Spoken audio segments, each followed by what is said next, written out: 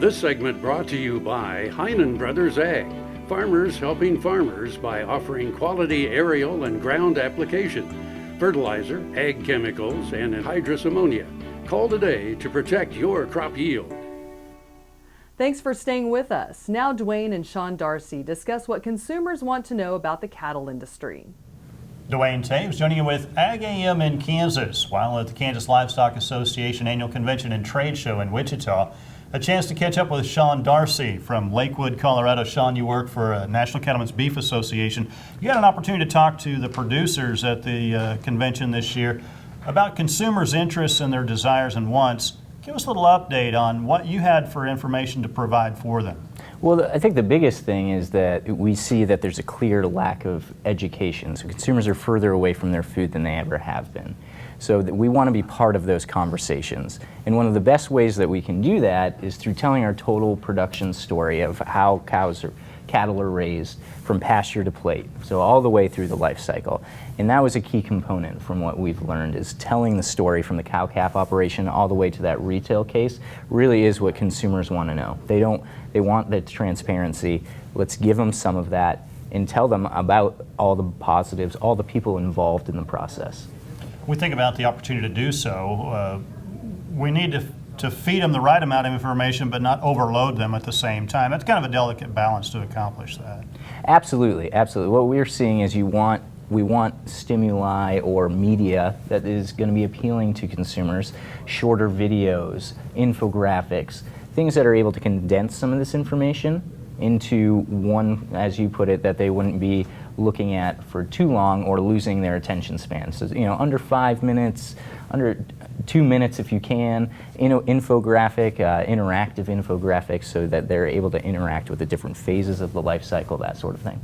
We do have a consumer audience these days that is more interested in where their food comes from, and really it's probably our responsibility to provide that information.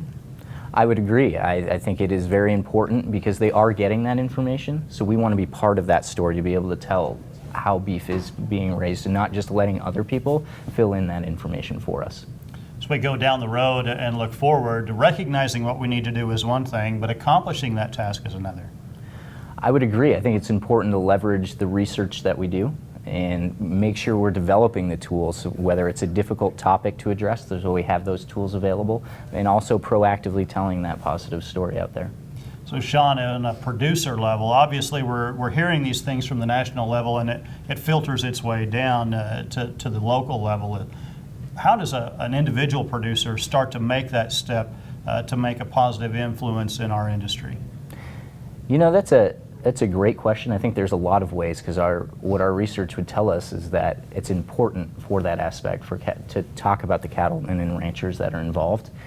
So I would say any way that's possible, whether it's online in their local personal social media pages, if they happen to have those, or getting involved in their community in whatever way they can to talk about those things.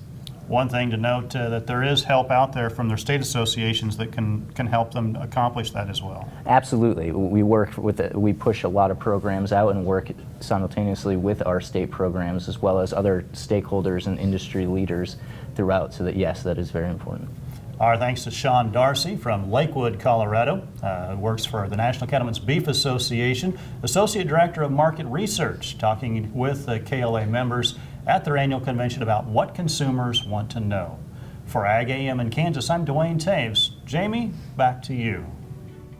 Don't go away. After the break, Kyle Bauer introduces us to Nancy Kavazanjian.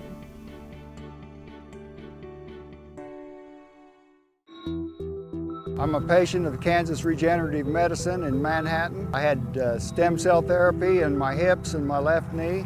My wife and I both are patients. We went down there the same day in November. Since then, my hips are feeling a lot better. I can work now most of the day if I want to. And before, if I worked in the morning, I was done in the afternoon, or if I worked in the afternoon, I was sure enough done for the rest of the day.